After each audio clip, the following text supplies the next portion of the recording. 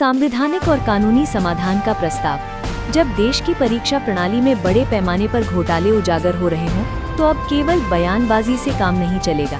आवश्यकता है एक स्थायी, पारदर्शी और न्याय संगत समाधान की। स्वतंत्र संवैधानिक और कानूनी आयोग का गठन। एक ऐसा आयोग गठित किया जाए जो सरकार के अधीन न हो, किसी मंत्री, सांसद, विधायक, सरकारी अधिकारी, एजेंसी या निजी कंपनी के नियंत्रण में न हो, न्यायपालिका के अधिकार क्षेत्र में भी न आता हो, पूर्णतः जनता के नियंत्रण में हो, पारदर्शी हो और निष्पक्ष रूप से कार्य करे।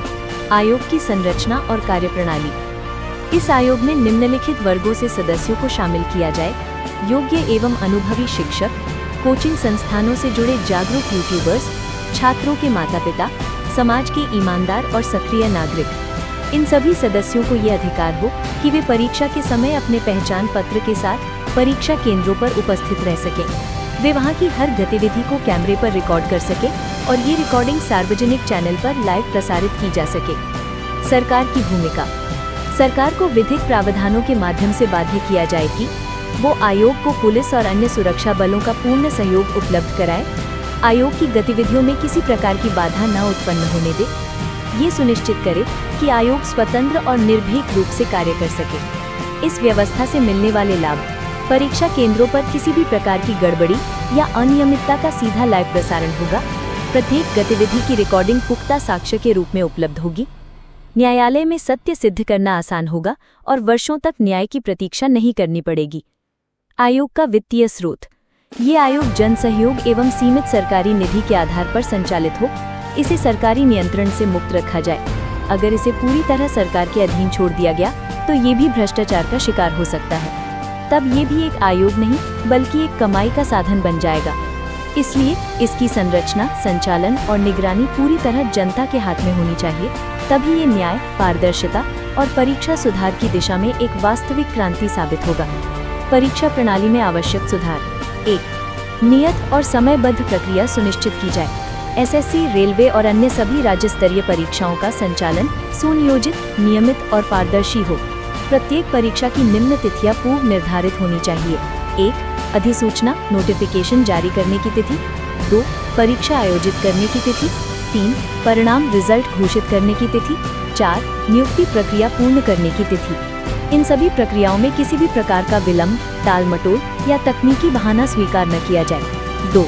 सभी परीक्षाएं एक ही दिन संपन्न हों। परीक्षा एक ही समय पर एक ही दिन आयोजित की जाए। इससे परीक्षा पर नियंत्रण होगा। परीक्षा प्रणाली में विश्वसनीयता और एकरूपता बनी रहेगी। 3. परीक्षा शुल्क न्यूनतम हो। परीक्षा शुल्क इतना हो कि कोई भी छात्र, विशेषकर आर्थिक रूप से कमजोर वर्ग, बिना वित्तीय बाधा के आवेदन कर सके।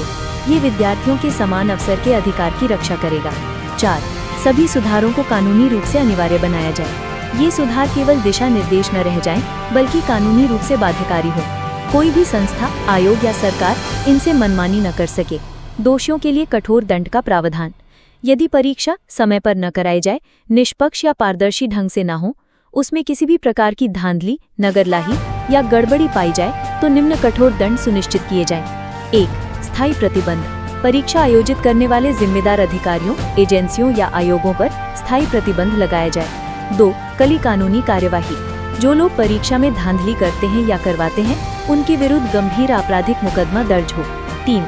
उच्च स्तरीय जिम्मेदारों की जवाबदेही। यदि संबंधित मंत्री, विभागीय प्रमुख, परीक्षा बोर्ड के सदस्य, रोजगार मंत्रालय या प्रधानमंत्री कार्यालय का कोई अधिकारी दोषी पाया जाए तो उन्हें कम से कम 7 से 10 वर्ष की सजा दी जाए, क्योंकि इनकी लापरवाही, भ्रष्टाचार और अनदेखी के कारण लाखों छात्रों का भविष्य अंधकार में चला जाता है। इस व्यवस्था की मानवीय आवश्यकता। आज लाखों छात्र मानसिक तनाव, निराशा और यहाँ तक कि आत्महत्या जैसे चरम कदम तक पहुँच रहे हैं। इसका उत्तरदायी कौन है? यदि हम चाहते हैं कि देश का हर बच्चा, विशेषकर गरीब और मध्यम वर्गीय तबके से आने वाला, सम्मानजनक जीवन जी सके, तो परीक्षा प्रणाली को पारदर्शी, निष्पक्ष और जवाबदेह बनाना अब विकल्प नहीं, अनिवार्यता है। समापन बिंदु। इन सभी सुधारों और व्यवस्थाओं को उस स्वतंत्र आयोग के अधीन लागू किया जाए जिससे परीक्षा प्रक्रिया में 1. जनता का विश्वास फिर से स्थापित हो। 2. और हर बच्चा अपने सपनों को साकार कर सके, न कि किसी व्यवस्था की अनियमितताओं का शिकार बने। ये एक मजबूत, दीर्घकालिक यानी लॉन्ग टर्म लेकिन पूर्णतः स्थायी समाधान तभी बन सकता है जब निम्नलिखित शर्तें पूरी की जाए। 1. आयोग की स्वतंत्रता सुनिश्चित हो। यदि ये आयोग सच में जनता के नियंत्रण में हो, बिना किसी राजनीतिक हस्तक्षेप के, और इसका संचालन लोक सहभागिता, तकनीक और पारदर्शिता से किया जाए, तो ये हर परीक्षा में निगरानी और जवाबदेही का एक मजबूत तंत्र बन सकता है। 2. कानूनी सुरक्षा और संवैधानिक दर्जा मिले। इस आयोग को संवैधानिक मान्यता और कानूनी अधिकार मिलने चाहिए, जिससे कोई भी सरकार, संस्था या अधिकारी इसकी कार्रवाई में हस्तक्षेप न कर सके।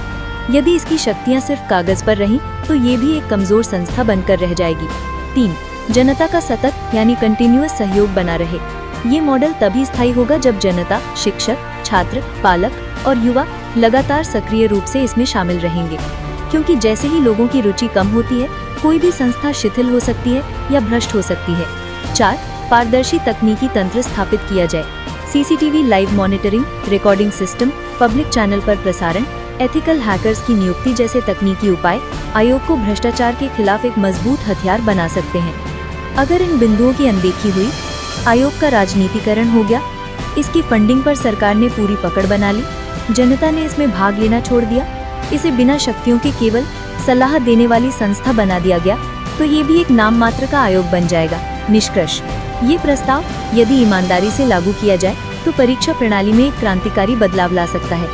ये घोटालों को रोकने, छात्रों के भविष्य की रक्षा करने और न्याय सुनिश्चित करने के लिए भारत की लोकतांत्रिक और सांविधानिक प्रणाली के भीतर एक स्थायी समाधान बन सकता है।